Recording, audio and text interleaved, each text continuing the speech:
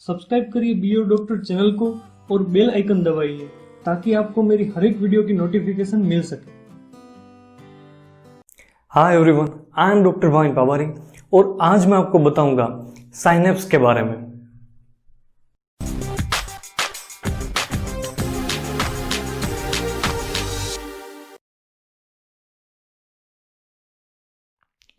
आज का हमारा वीडियो नर्वस सिस्टम का 4th वीडियो है। पहले वीडियो में हमने समझा कि नर्वस सिस्टम क्या है, उसके बाद हमने समझा कि न्यूरॉन क्या है, न्यूरॉन यानी कि नर्वस सिस्टम का बेसिक सेल। उसके बाद हमने समझा नर्व फाइबर के क्लासिफिकेशन के बारे में और आज के इस वीडियो में हम समझेंगे कि साइनेप्स क्या है। सरल भाषा में कहें तो साइनेप्स यानी कि जो दो ब्रेन के सेल है, जो न्यूरॉन है, उसे जो जोड़ता है उसे साइनेप्स कहा जाता है। आज का हमारा टॉपिक बहुत ही इंपॉर्टेंट और बहुत ही इंटरेस्टिंग है। मैं आपको एक एग्जांपल देके इसका इंपॉर्टेंस समझाता हूं। मान लीजिए आपका हाथ गर्म पानी में चला गया तो वहां से आप हाथ तुरंत निकाल लोगे। ऐसा क्यों होता है? It is because of nervous system. जैसे ही आपका हाथ गर्म पानी में जाता है तो वहां से वो मैसेज ब्रेन तक जाता है, ब्रेन से रिटर्न मैसेज आता है, तब आप वहां से हाथ उठा लेते हो। आपके हाथ में जो न्यूरॉन है वो न्यूरॉन के जरिए ये मैसेज ब्रेन तक जाता है। लेकिन ऐसा नहीं होता है कि हाथ में जो न्यूरॉन है वही सिंगल न्यूरॉन मैसेज ब्रेन तक भेजता है, ऐसा नहीं होता है। कई सारे न्यूरॉन होते हैं जो एक से दूसरा, दूसरे से तीसरा, उसके बाद 4th, ऐसे करके ये ब्रेन तक मैसेज जाता है। और ये जो न्यूरॉन है ये साइनेप्स से जुड़ा हुआ होता है और उसकी वजह से ये मैसेज ब्रेन तक पहुंच सकता है। इसलिए आज का जो टॉपिक है ये बहुत ही इंपॉर्टेंट और बहुत ही इंटरेस्टिंग है। तो सबसे पहले हम समझते हैं ये साइनेप्स की डेफिनेशन के बारे में। It is junction between two neuron. ये दो जो ब्रेन के सेल है, जो न्यूरॉन है, इसके बीच का एक जंक्शन है। It is not anatomical continuation. ये बिल्कुल चिपके हुए जो न्यूरॉन है ये चिपके हुए नहीं होते हैं, लेकिन it is only physiological continuation, यानी कि दो न्यूरॉन के बीच में गैप होता है और वहां जो साइनेप्स होता है उसके जरिए ये मैसेज आगे पास होता है। तो ये हुई उसकी डेफिनेशन कि it is junction between two neuron. ये दो न्यूरॉन के बीच का जंक्शन है और ये एनाटॉमिकल कंटिन्यूएशन नहीं है लेकिन फिजियोलॉजिकल कंटिन्यूएशन है। तो सबसे पहले समझते हैं कि इसका क्लासिफिकेशन कैसे होता है। साइनेप्स का क्लासिफिकेशन दो तरह से होता है। एक होता है एनाटॉमिकली कि स्ट्रक्चर के हिसाब से इसका क्लासिफिकेशन होता है, और फिर दूसरा फंक्शन, इसके कार्य के हिसाब से इसका क्लासिफिकेशन होता है। तो सबसे पहले हम समझते हैं कि एनाटॉमिकली इसका क्लासिफिकेशन कैसे होता है। ये समझने से पहले मैं आपको न्यूरॉन की डायग्राम समझाता हूं। जैसे आप यहाँ इमेज में देख रहे हो, न्यूरॉन में ऐसे स्ट्रक्चर होते हैं जिसमें कुछ बाल जैसा आपको स्ट्रक्चर दिख रहा है, उसे डेंड्राइट्स कहा जाता है। उसके बीच में बॉडी है जो राउंड है, वो बॉडी उसे सोमा कहा जाता है, और एक पट्टी जैसा भाग है उसे एक्सोन कहा जाता है। ये मेन 3 पार्ट न्यूरॉन में होता है। एक्सोन जहां खत्म होता है उसे एक्सोन टर्मिनल कहा जाता है। तो ऐसे करके न्यूरॉन का पार्ट होता है। अगर आपको यह समझ में आ गया तो आपको एनाटॉमिकल क्लासिफिकेशन समझ में आ जाएगा। इसका क्लासिफिकेशन एक्सोन का जो टर्मिनल है, जो लास्ट पार्ट है, वो किस पार्ट से जुड़ा हुआ है दूसरे न्यूरॉन से, उसके मुताबिक इसका क्लासिफिकेशन होता है। मान लीजिए एक न्यूरॉन का लास्ट पार्ट एक्सोन टर्मिनल वो दूसरे के एक्सोन को मिल गया तो उसे एक्सोनिक साइनेप्स कहा जाता है। 3 ही पॉसिबिलिटी है कि एक्सोन का जो लास्ट पार्ट है या तो फिर एक्सोन को मिलेगा, या फिर उसकी बॉडी को मिलेगा यानी कि सोमा को, या फिर उसके बाल जो डेंड्राइट्स है उसे टच होगा। तो पहली पॉसिबिलिटी कि एक्सोन को अगर टच होगा तो एक्सोनिक उसे नाम दिया जाता है। फिर दूसरी पॉसिबिलिटी कि अगर वो बॉडी को मिला तो एक्सोसोमेटिक कहा जाता है। और तीसरी पॉसिबिलिटी कि अगर वो एक न्यूरॉन का जो लास्ट पार्ट है वो डेंड्राइट्स को मिला तो फिर एक्सोडेंड्रिक साइनेप्स कहा जाता है। तो ऐसे करके इसका एनाटॉमिकल क्लासिफिकेशन किया जाता है जो बहुत ही सिंपल है। और इसका दूसरा क्लासिफिकेशन होता है फंक्शन के जरिए, जिसमें आता है इलेक्ट्रिकल और केमिकल साइनेप्स। ये हम 2 चीज समझेंगे। पहले हम समझते हैं कि इलेक्ट्रिकल साइनेप्स क्या है। इसमें मैसेज इलेक्ट्रिकली पास होता है, इसलिए इसे इलेक्ट्रिकल साइनेप्स कहा जाता है।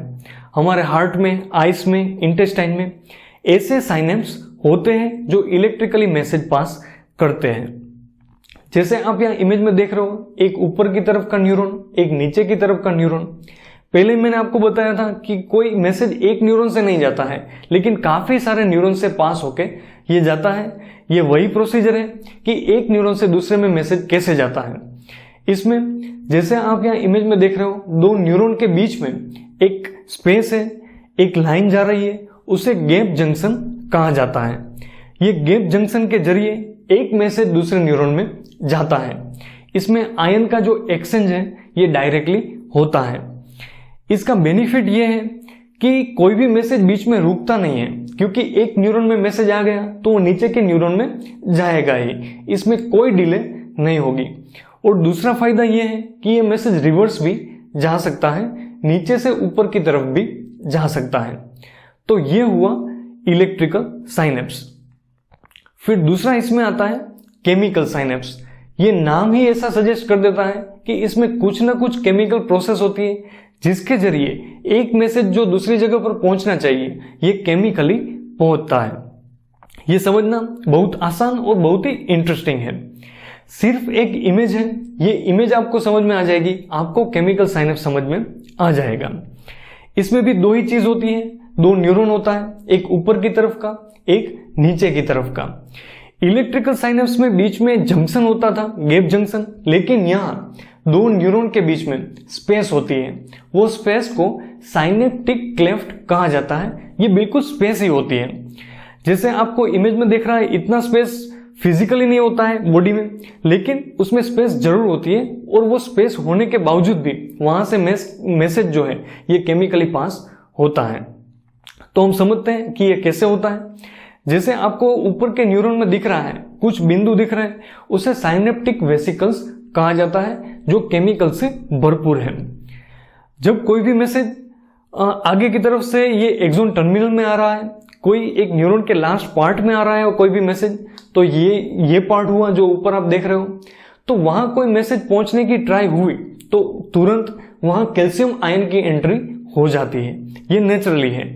जैसे ही वहां कैल्शियम आयन की एंट्री होती है तो साइनेप्टिक वेसल्स वो कमजोर पड़ जाती है, और उसके अंदर के जो केमिकल है, ये जो आपको प्री साइनेप्टिक मेम्ब्रेन, जो ऊपर के न्यूरॉन जो है उसकी जो लास्ट लाइन दिख रही है, वो लास्ट लाइन को क्रॉस करके वो केमिकल बाहर निकल जाता है। वो जो केमिकल है ये बीच के स्पेस में वो घूमता रहता है, और ये एक चाबी जैसा केमिकल होता है कि ये तुरंत जो स्पेस के नीचे जो रिसेप्टर है, जो ताला है, उसे पकड़ लेता है। तो हुआ ये कि ऊपर के न्यूरॉन में जो मैसेज था, वो मैसेज कैल्शियम आयन जैसे ही आता है तो वो मैसेज नीचे के जो न्यूरॉन की ऊपर की जो लेयर है, मेम्ब्रेन है, पोस्ट साइनेप्टिक मेम्ब्रेन है, वो मेम्ब्रेन तक वो मैसेज पहुंच जाता है। वहां जैसे ही मैसेज पहुंचता है तो वहां सोडियम आयन की एंट्री होती है और वो मैसेज स्पीड से आगे पास हो जाता है। तो ऐसे करके ये जो केमिकल जो साइनेप्स है ये कार्य करता है, एक न्यूरॉन से दूसरे न्यूरॉन में मैसेज जाता है।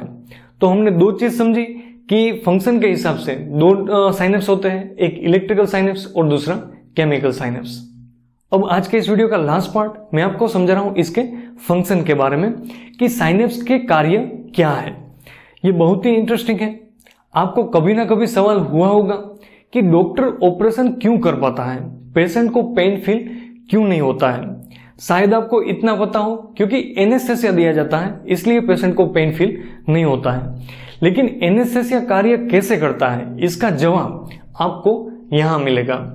क्योंकि साइनेप्स के दो फंक्शन हैं, एक है एक्साइटेटरी पोस्ट साइनेप्टिक पोटेंशियल, यानी कि मैसेज को आगे भेज देना, और दूसरा उसका फंक्शन है इनहिबिटरी पोस्ट साइनेप्टिक पोटेंशियल, यानी कि मैसेज को रोक देना। जब एनेस्थेसिया दिया जाता है तब आईपीएसपी होता है और उसके कारण कोई मैसेज आगे नहीं पहुंचता है, उसके कारण पेशेंट को पेन फील नहीं होता है और डॉक्टर को जो भी प्रोसेस करनी है वो अपने टाइम के हिसाब से कर सकता है। तो हम शॉर्ट में ईपीएसपी और आईपीएसपी के बारे में समझते हैं। तो पहले समझते हैं कि जो एक्साइटेटरी ईपीएसपी है ये क्या है। ये बिल्कुल ही आपने जो केमिकल साइनेप्स समझा बिल्कुल ही वही है, लेकिन कुछ उसमें मैं आपको ऐड करके बता रहा हूं, कुछ उसमें बात अलग है। जो ईपीएसपी है उसमें होता यह है कि जब मैसेज ऊपर की तरफ के न्यूरॉन में आया तब वहां से कैल्शियम निकला तो वहां की साइनेप्टिक वेसिकल से केमिकल ऐसे निकलेंगे जैसे कि एसिटाइल कोलाइन, जो नीचे की तरफ के जाके मैसेज को पुश करेंगे। एसिटाइल कोलाइन जैसे ही निकलेगा वो नीचे की मेम्ब्रेन में रिसेप्टर के साथ मिलेगा और वहां जाके सोडियम आयन की एंट्री करवाएगा। Na+ जैसे एंटर होता है तो प्लस यानी कि पॉजिटिविटी हुआ और मैसेज आगे पुश हो जाएगा। और दूसरी चीज IPSP, उसमें अंतर यह है कि ये ऐसा न्यूरॉन होता है कि जिसमें कैल्शियम आयन की एंट्री होने के बाद वहां से गाबा जैसा केमिकल निकलता है, यानी कि गामा एमाइनो ब्यूटेरिक एसिड। ये केमिकल नीचे की तरफ जब जाता है तब वहां क्लोराइड आयन की एंट्री होती है। क्लोराइड यानी कि Cl-, माइनस यानी कि नेगेटिवली चार्ज। अब वो मैसेज वहां इनिबिशन फेज में चला जाएगा, आगे नहीं जा पाएगा और उसके कारण जो मैसेज एक न्यूरॉन के पास है वो दूसरे न्यूरॉन में नहीं जा रहा है। उसके कारण जो मैसेज ऊपर तक पहुंचना चाहिए वो नहीं पहुंच पाता है। एनेस्थेसिया के वक्त ऐसी ही प्रोसीजर होती है और उसके कारण पेशेंट को पेन फील नहीं होता है। तो आज के इस वीडियो में हमने समझा कि साइनेप्स क्या है, उसका क्लासिफिकेशन क्या होता है और उसका फंक्शन क्या है। Hope you would like my video. अगर आपको थोड़ा भी पसंद आया हो तो मैं एक्सपेक्ट करता हूं इस पर लाइक कर दीजिए। ये जो मैंने आपको वीडियो बताया, जो पूरा कंटेंट समझाया, वो रिटर्न में भी है, ब्लॉग में भी है, उसकी लिंक मैंने आपको डिस्क्रिप्शन में दी है। आप सब्सक्राइब जरूर कर दीजिए ताकि आपको ऐसे वीडियो मिलते रहे। Thank you very much.